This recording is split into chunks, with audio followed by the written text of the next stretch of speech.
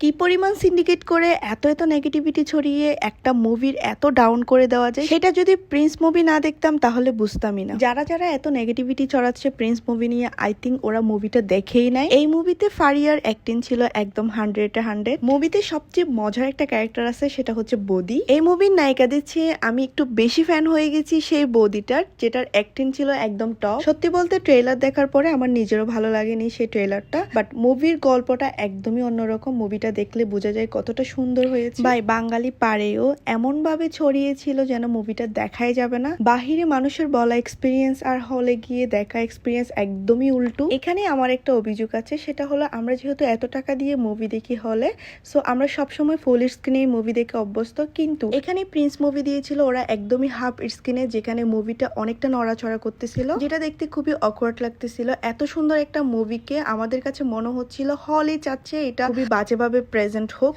তবে হ্যাঁ, আমি জানি না যে এখানে হাফ স্ক্রিনে মুভি দেখানোর ব্যাপারটা কি সিনেমা হলের ফল্ট নাকি যারা মুভি মেকিং করেছে তাদের ফল্ট। তো কেউ জেনে থাকলে এই ব্যাপারটা একটু আমাকে ক্লিয়ার করে দিবেন। তাছাড়া ওভারঅল এই মুভি মেকিং, লুক সব মিলিয়ে সবগুলা ক্যারেক্টারের অ্যাক্টিং ছিল অসাধারণ। তাই আমি সাজেস্ট করবো শুধু শুধু মিথ্যা নেগেটিভিটি না ছড়িয়ে মুভিটা দেখুন।